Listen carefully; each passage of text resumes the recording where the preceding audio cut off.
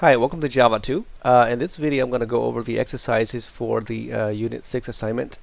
We're dealing with the database chapter 34 if you're using the 11th edition. If it's the 10th edition, that's chapter 10. So you're going to do chapters 34, or they're kind of the same. The numbers are the same. So you're doing exercises number 1, 3, and 5. Okay.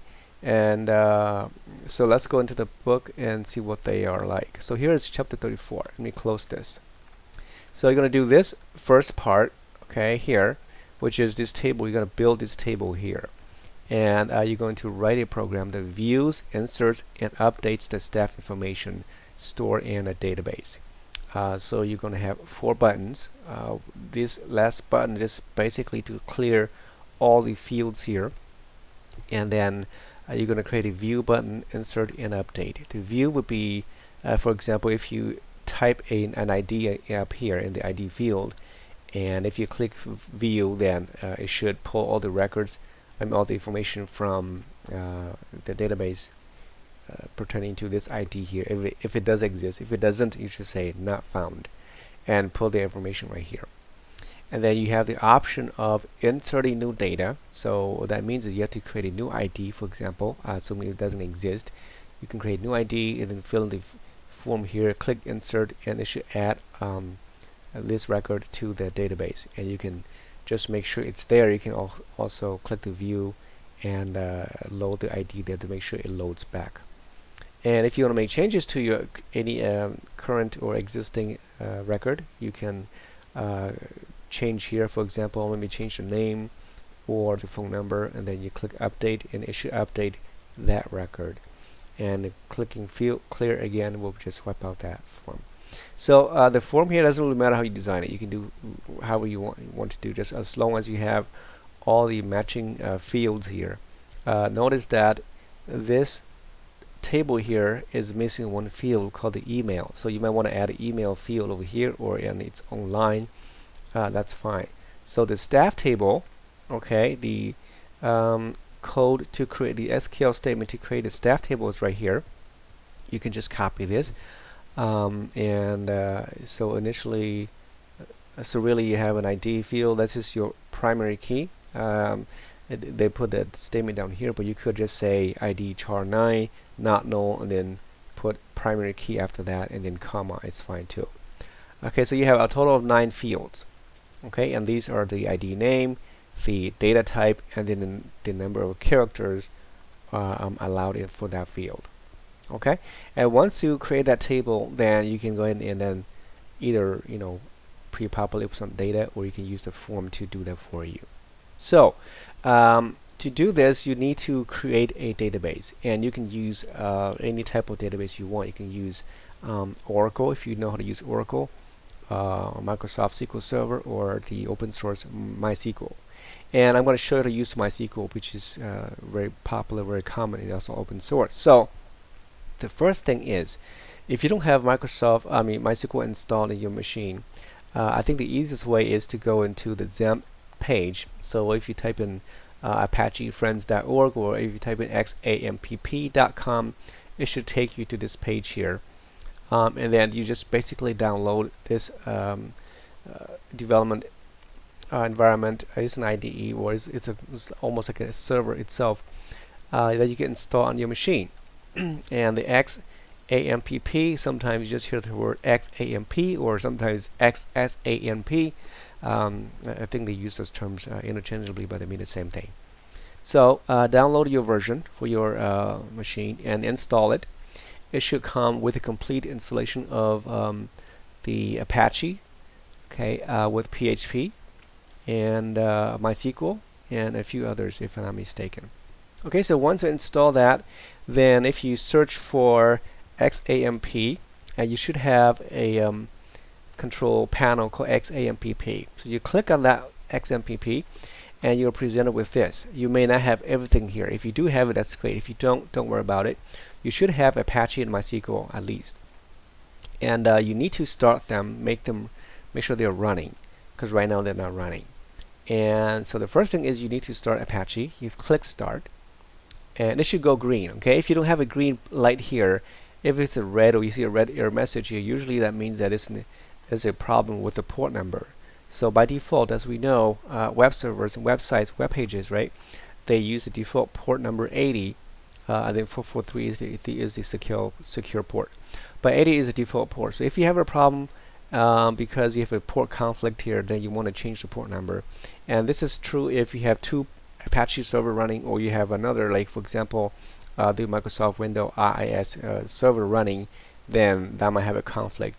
If it does, and then all you have to do is change the port number. And to do that, you go into the config file, click config, load the Apache httpd.conf here. It's in text file. Okay, just open the file, and in here search for the port number. So you can see here it says listen to 80 right here, right? So you can change that to a number like 8000, or I usually use like port 8080 like that. Okay, so you make the port unique only for Apache. And then I think there might be other places as well inside this file where anywhere it says port 80, you want to change all that to match the port number. So for example here again, right? So change that to port 8080 as well. Okay, only if it doesn't work. If it does, then you're fine. And then save this file. I'm not going to save it because mine's working, I think. So you save it, you click start, and it should go green. Okay, if it doesn't go green still, then it's probably something else. And then next is MySQL. Also turn this on by clicking start. It should use the 3306 port number. If again that has been used by another MySQL, another server, then you can do the same thing. Right? Click stop here, config the NI file. Again, here you have all the port number 336. Change that to something else, maybe 3307 or something that is not 3306. You might have to do that a few times again in the code here. So look for those and change that to a new port number. Save it, and then start, and that should load both the Apache and MySQL server. And if you have everything installed correctly, PHP should also be installed. So now you can access the phpMyAdmin, which is a really simple user interface. It's a GUI interface that allows you to easily create databases. So in the MySQL tab here, if you click on the admin, if you click on that, it should load on the browser phpMyAdmin. Okay, so this is the place where you create your databases using the GUI interface. And if you don't have this, you can also get there by clicking on the where'd I go? On the other tool as well. So like right here on the Apache, click admin. It loads the Apache dashboard, and on the right side, on the top right, is a phpMyAdmin link. Click on that, and that should also take you there.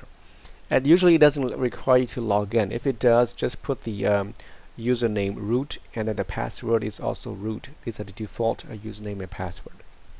So this is the GUI interface.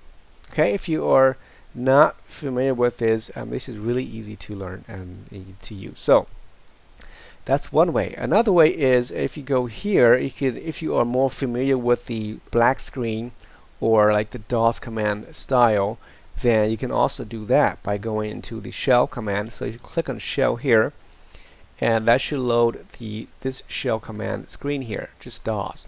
And you should go right into the XAMPP folder already. And then here, to log into MySQL, just basically again type MySQL, okay, and hit enter, and it should present you with a welcome to. It would say MariaDB. I think they have switched over to MariaDB because MySQL used to be completely open source, but I think it has some little proprietary stuff in it because it's owned by Oracle. And so, but they are very similar. So if you are presented with MariaDB, don't worry, it should be fine. So in here, if you want to know, like if you want to see this database on the, as you can see, the phpMyAdmin, you can type the command show databases. Okay, so just make sure that you are inside the MariaDB, and then you have a bracket here says none inside here. Tab. If you're not inside MariaDB or MySQL DB, this won't work. So you always terminate each statement with a semicolon. If you don't do that, it's gonna wait until it receives the semicolon to terminate the statement. Okay, so this is similar to like if you write Java code. So hit enter, and you will see that it will list the databases here. So these will be identical to what you see here. You have 1, 2, 3, 4, 5, 6 databases, right? It shows you right here.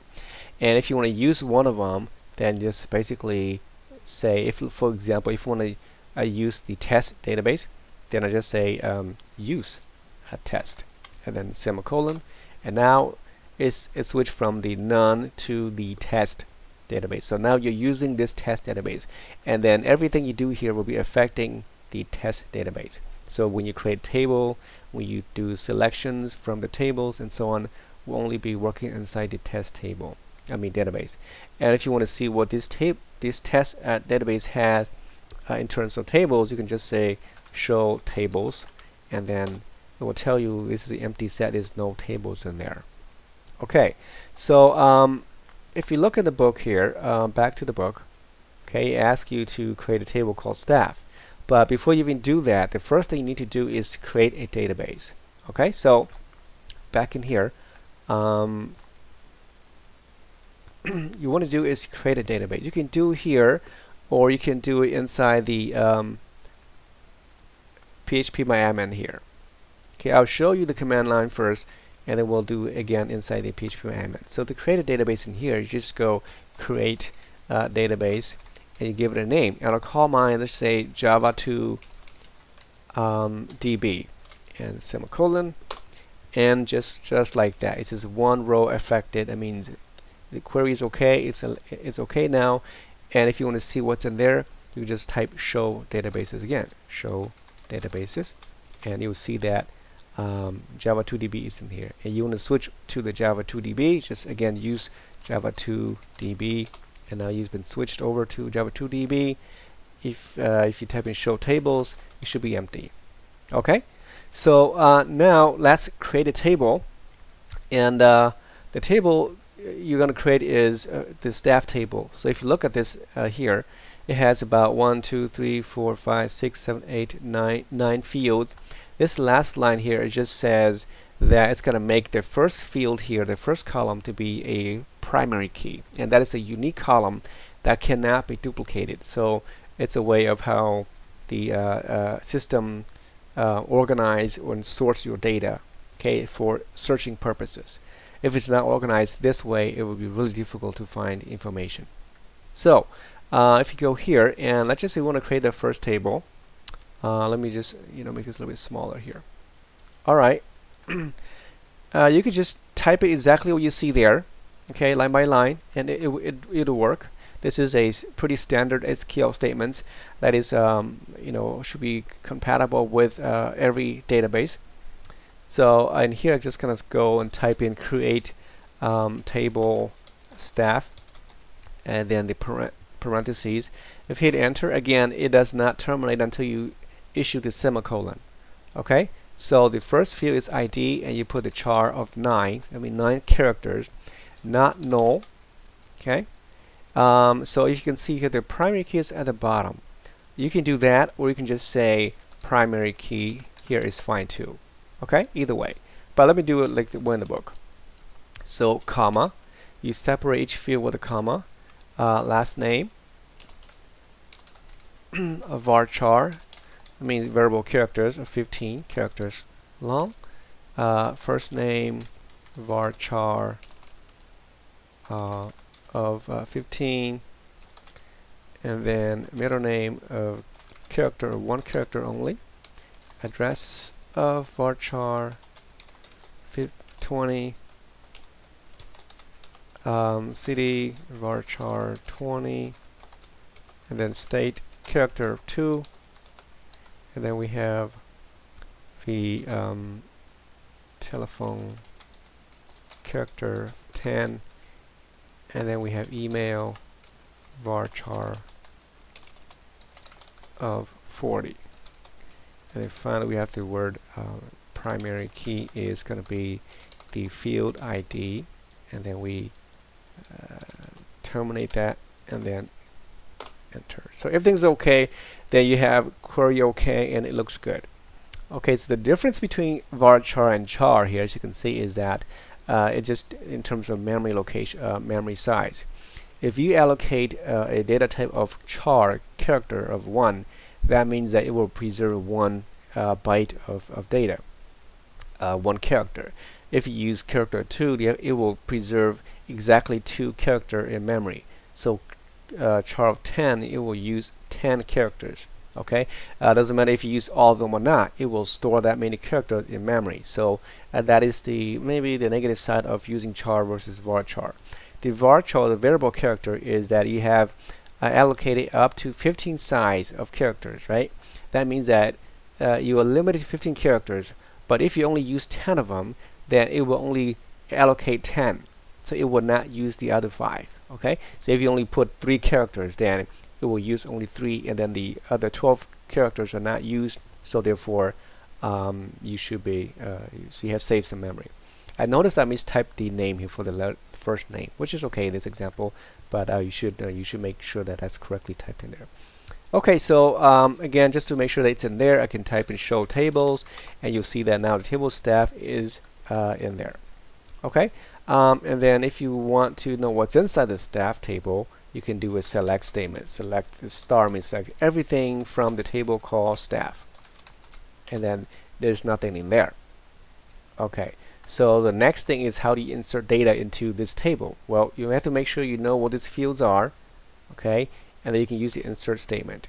So insert data is basically you type in the word insert into the table. You don't have to specify the table keyword. Will be into staff. Okay, and then followed by parentheses. Again, here you will list all the fields in there. So you have the ID, last name, first name. I want to make sure you spell exactly like you type, because I mistyped my name, my first name. I want to make sure it's correctly typed. Otherwise, it will not match and it will fail. And then middle name, address, city, state, telephone, and email. Okay, so you close that parentheses, and then the next keyword is values, and followed by the actual value to match all these. So these are all characters only. So I have to put a single quote around the character. So the first ID, for example, if let's just say 101 for the first person, I put my last name, my first name, and then my middle name. For example, I put K. And then the address would be 123 ABC Street, and then the city is Racine, state is WI, and then the phone number is again 12345678990. Okay, you have 10 characters, and then the email is let's just say that christian@gmail.com. Okay, and then you close the paren, hit with the semicolon and enter, and everything all goes well. You have OK, and then you have one row affected. If there's any error or none of these data are matched or something goes wrong, you will get an error message. So now, if you want to see what's inside, you want to call this command again, and you can type that again, or inside the command here, just basically use the up arrow key, and it should go back and pull the same command that you typed earlier. So if you do that now, and then it will see that we have the first ID added in here. Okay, so if you want to answer the second person, you can go up again like this. Well, I lost the data earlier, but you can go up and down. So insert into it's a lot of types, so I'm not going to do it. Okay, so this is how you do it. And then if you want to update, for example, if you want to change the middle name from K to a V, then the update command is used like this. You put the keyword update, okay, and then update the table called staff, okay. And then the thing is that when you update, you have to make sure that you are selecting the correct person. If you don't pick and choose one particular person record, then you might accidentally update everything in the table that has the matching record, right? So if you want to update, for example, only my information, that you want to make sure that it matches my ID, like 101, and usually that's unique, right? If you type, if you say update all the my middle name from K to a V, where my ID is 101, it only affects that person. If you use the last name, then anybody else who has the same last name will be affected. So you have to be really careful when you do the update in the table. Of course, unless you intentionally want to update everything there all at once, then that's fine, right? Okay, so let's just say again, I want to update my name from the middle name from K to something else. So update staff, that is the staff table, and then you want to issue the command set. Set what? Set the middle name equal to, let's just say, V instead of K. Okay, you set that, and then if you just do that, then there's only one person in here, then that's fine. If I were to terminate this right now, for example, if I do this, if I terminate, okay, it would say it changed already, one changed. And if I do the show all from the database, okay, from staff, you see that it changed from K to a V, right? If I were to have two people in there, or a lot of people in there, then all their middle name initials would be converted to V because I did not filter this out.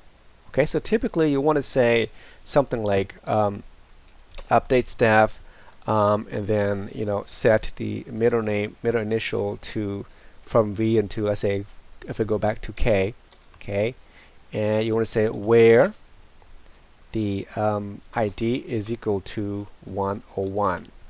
Okay, so you only select that individual. That record has a matching ID of 101. Again, ID is a primary key, so it's unique. It cannot be duplicated in your table.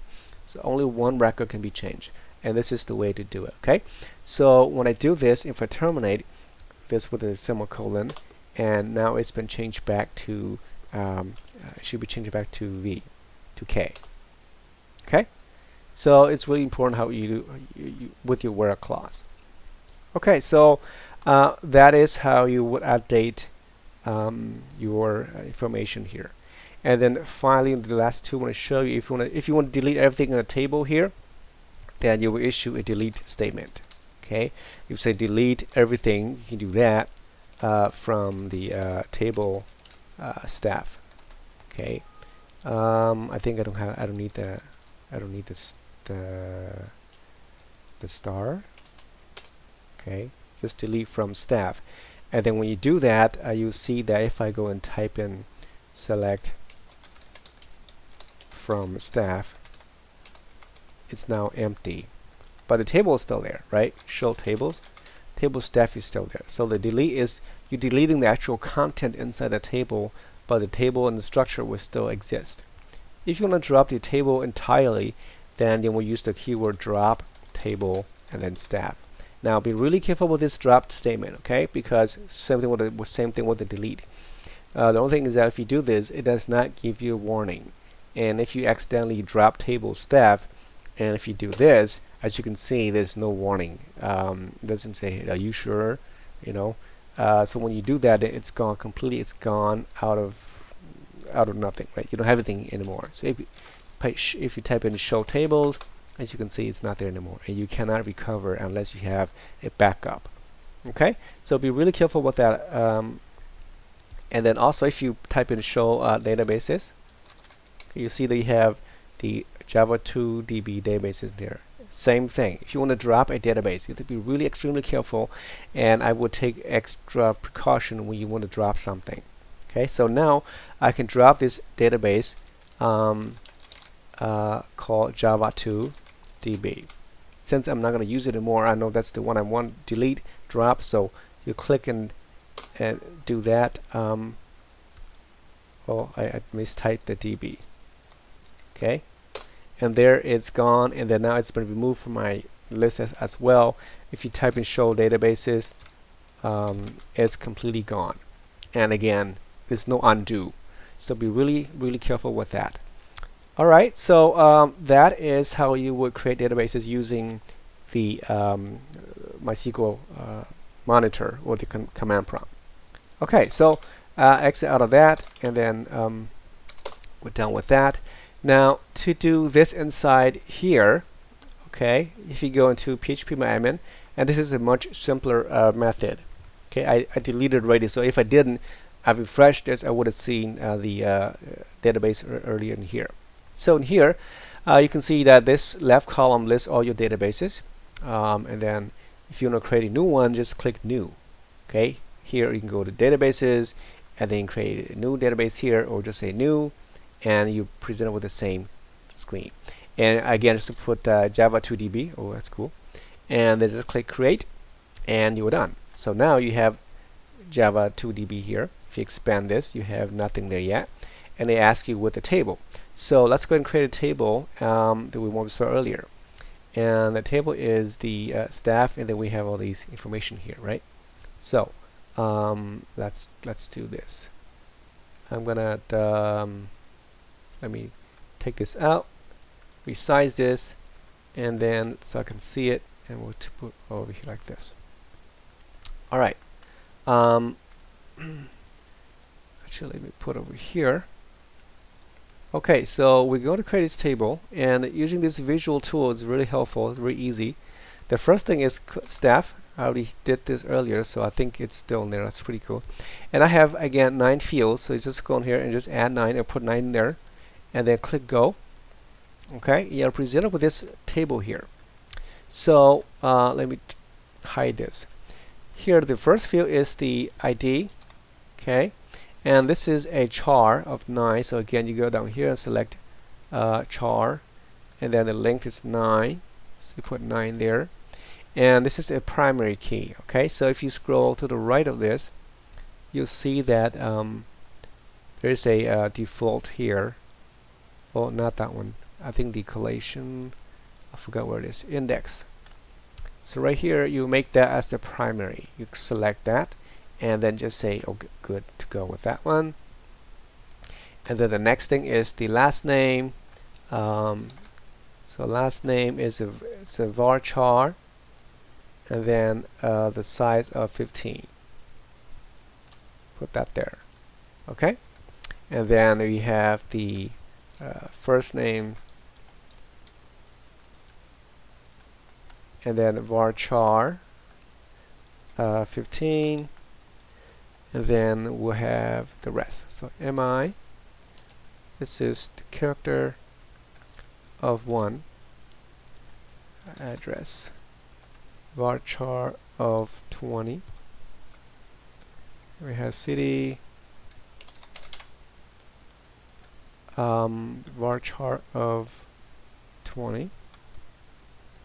We have the state character of 2.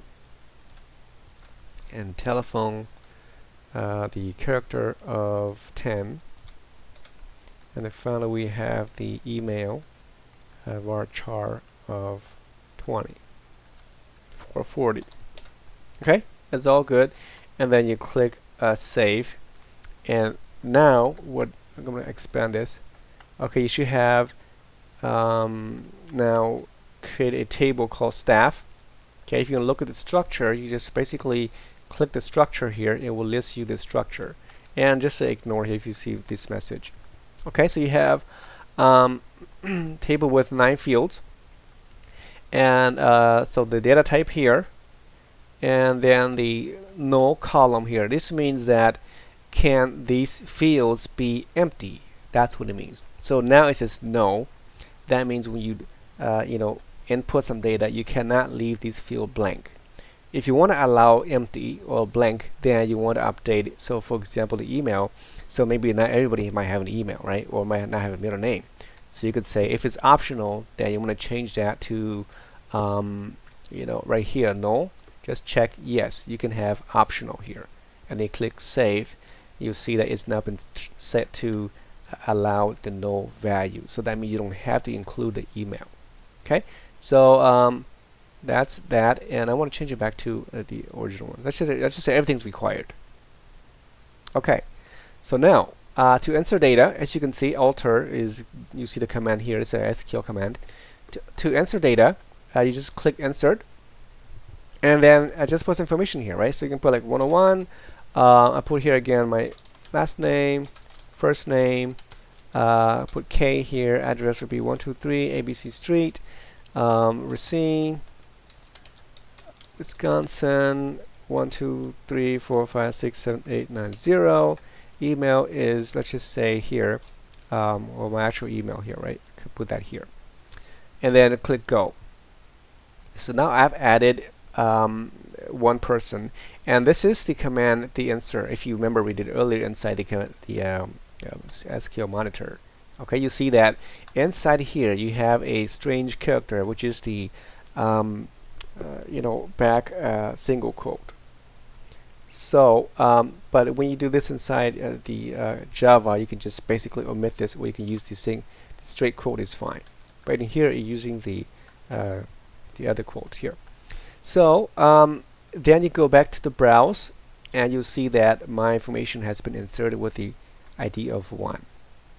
Okay, so and then if you want to update, it's very easy. You click here, edit, and actually, what's wrong here? Edit, and then you can go back and you can do edit, not from here, in the browse.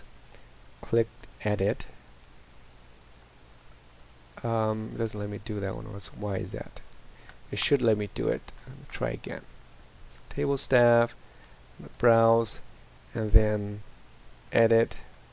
Okay, and then you can change the information here from K to V, for example. If I do this, click go, and you see the command update staff set MI to V, where staff ID is 101. Okay, so the ID is the primary key. Okay, so now that has been set. And then the next video, I'm going to show you how to connect to this table and to this database and use this table to update information.